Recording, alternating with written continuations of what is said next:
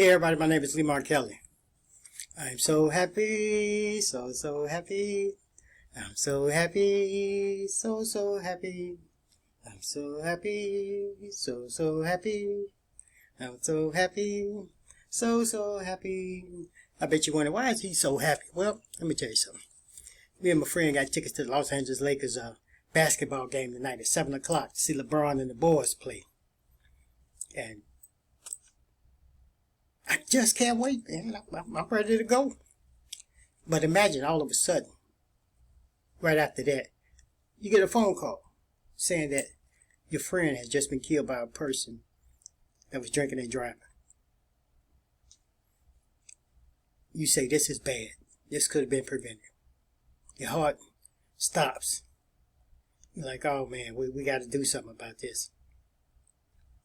Of course, there's National Highway Traffic Safety Association. 34 people die each day. That's about every 45 minutes. And 2020, 11,654 people died due to the cause of impaired traffic deaths. That was about 14% up from the 2019 year.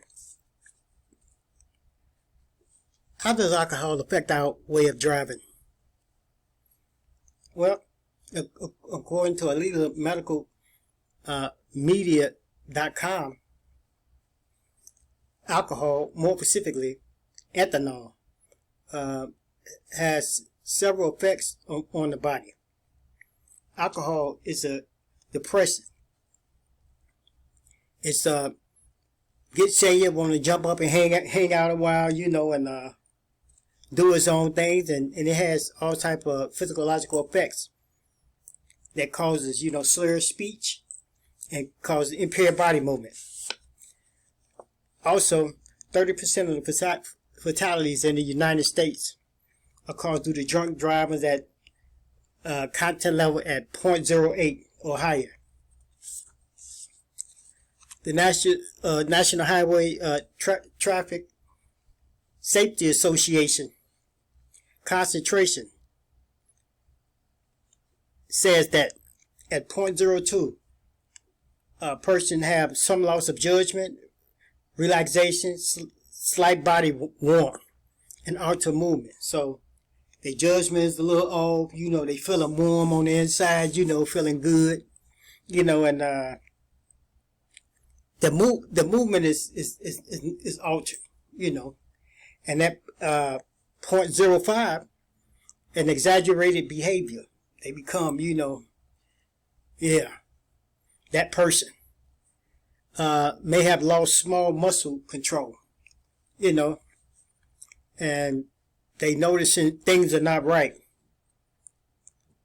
At 0.08, muscle conditions become poor. The balance, the speech, vision, reaction time, hearing, judgment. They can't detect danger, judgment. They can't reason it, memory loss, things of this nature. 0.10, clear deterioration of reaction time, slurred speech, more coordination, and slow thinking. So this guy or this girl, they really need some help. They are just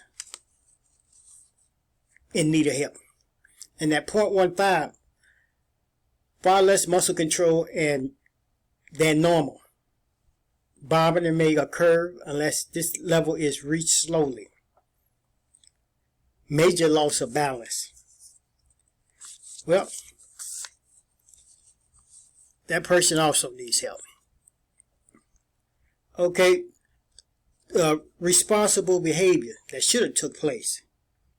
What we call plan your safe ride home before partying. Choose a non-drinking friend. That means you can't go to John and say, hey John, hey man, you driving home tonight because man, I'm gonna be hey, I'm gonna be blasted, man.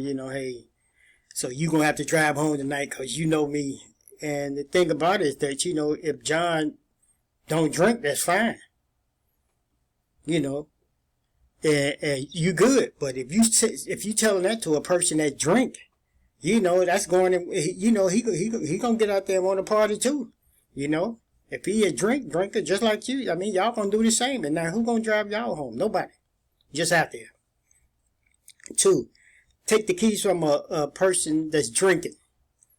You know, and do not let them get behind the wheel. Don't let them get behind the wheel. Call them a taxi. Trust me, even if you don't know them, get their keys. Call them a taxi. Call 911. They'll thank you for it. Thank you for it later. If you drink, call yourself a taxi. Call a friend. Do not drive, folks. Do not drive, cause you putting your life in danger. You're putting other folks' life in danger. Things of this nature. That's something I don't think you want to do. And if you're hosting a party where drinking is taking place,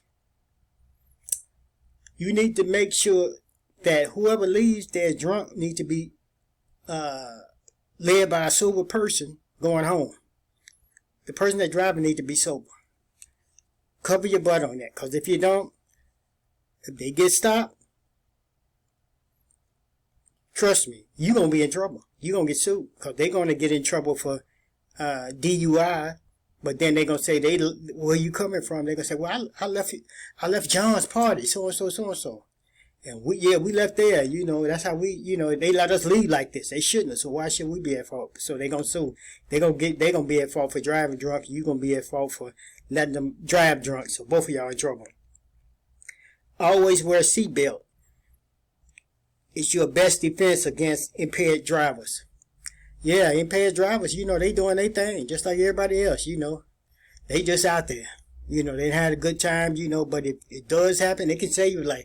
Not saying it will save your life due to how bad the accident is, but it's saying it can save your life. And it's the number one defense against that. Why we need a change? Why we need a change? Let me tell you why we need a change, folks. American history of drunk driving has not reached the level of no DUIs. They haven't. They can come up with everything else, you know, send a person to the moon and send a spaceship to the moon and send it with people, without people, and all this, you know, and tell you what's on the moon, how many rocks, and if it's life and all that up there. But they can't handle this. It doesn't make any sense, folks. History just keep repeating itself over and over. Next, state needs to ask Congress for more funds for programs to handle this situation. They sure do. You know why I say they do? Here's the number one reason. They got the money, y'all. They have the money. Okay. Next is what they have in place is not working. Never did work. It don't plan on working. So what they need is new minds. The next generation need to get in there, stir up things. Because all we have is decades of things that are not working. How they say, enforce the rules that are in place. The rules that are in place ain't working. So we need some new minds. We need some new people. We need some new congressmen. We need some new senators. We need some new people in there to take it on to the next generation. Next.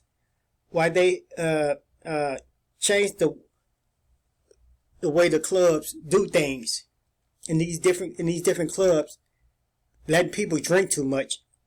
If they let people drink too much, fine them, take their license away.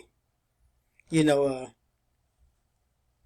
put something in place to where, you know, hey, what you can protect yourself as a club owner. You know, give out these cards that you got to punch every time they get a drink. That way, at a certain amount, you know, hey, we don't serve no more than 3 drinks of this. You know, that's it. You know, that's it. That's your limit. We can't give you no more. Cover yourself. Don't put yourself out like that. What's our plan?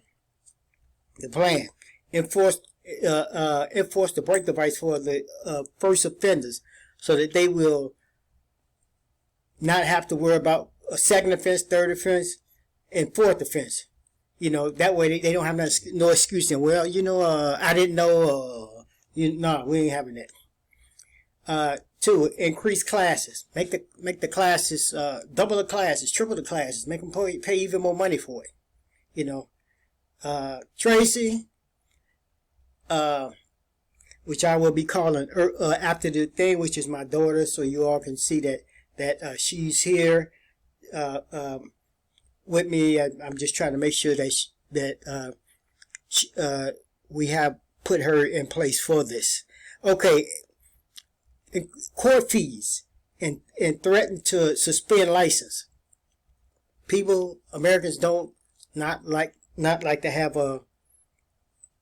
their license suspended. They like to go and come as they please, and that's a good thing. And and they don't want to have to take a lot of classes concerning this. Number 3, then we need to start a prevention DUI course for the new drivers. The new drivers that we have,